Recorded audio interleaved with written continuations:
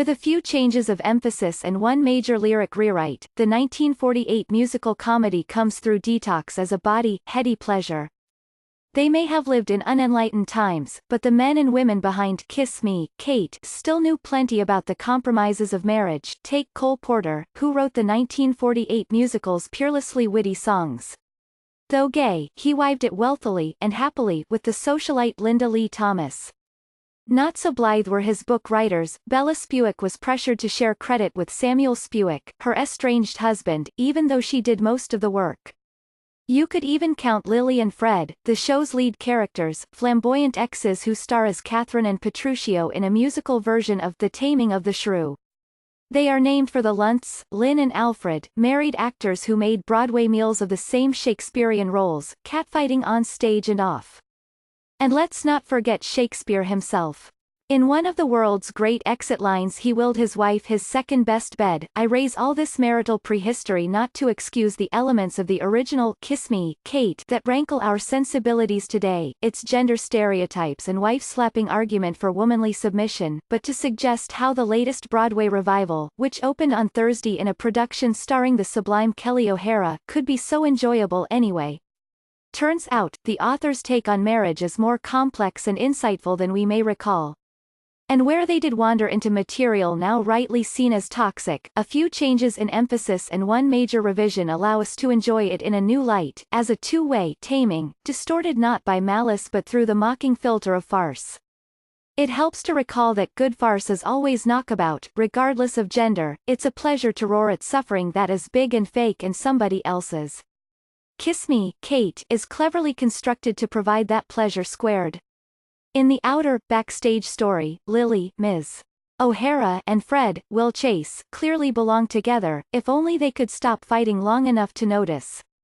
In the inner, on-stage story, Kate and Petruchio must discover love by discovering themselves, when their psychological armor is at last yanked off them. The two stories quickly merge, Lily's fury over a perceived slight by Fred feeding her performance of Kate's fury when manhandled by Petruchio. Though even Shakespeare let her fight back, with words and elbows, the serious glee with which Ms. O'Hara pummels Mr. Chase, you could call the show Kick Me, Kate, goes a long way toward defanging the usual impression of violence from only the other direction.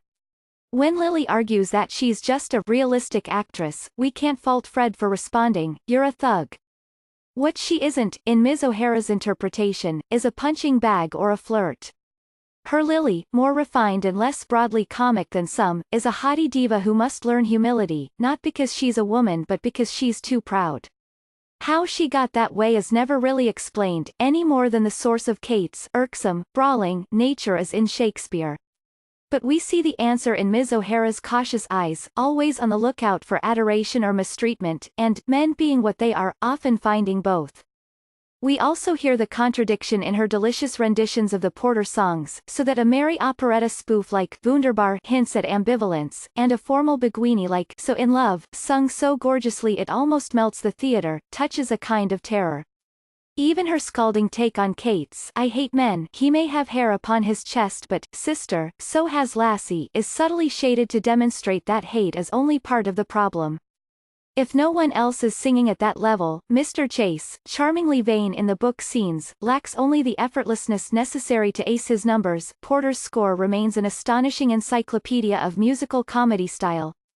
The new orchestrations by Larry Hochman are a noticeable improvement on those used in the 1999 revival starring Marin Mazzie and Brian Stokes Mitchell, zooming through time from Italianate pavanes to Latin pastiche to vaudeville turns to hot jazz and beyond. The songs, in their variety, establish the idea that different eras bring different perspectives on love to the table.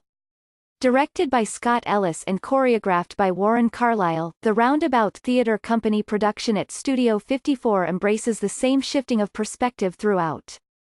David Rockwell's sets, in a naturalistic mode for the backstage scenes, flip back several eras to primitive painted borders and cutout flats for the shrew material.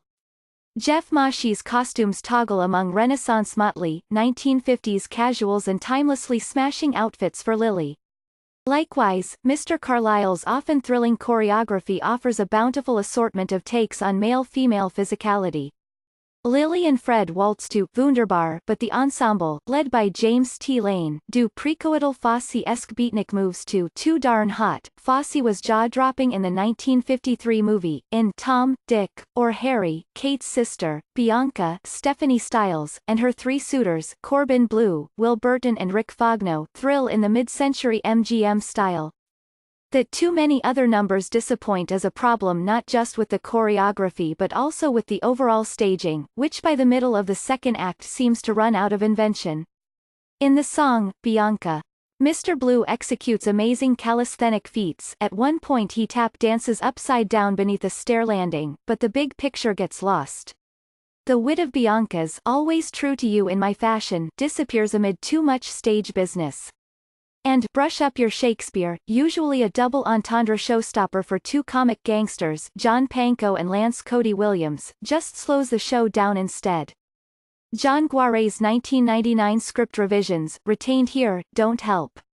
That production bumped up the role of Harrison Howell, Lily's fiancé, from vague Southern gentleman to MacArthur-like general.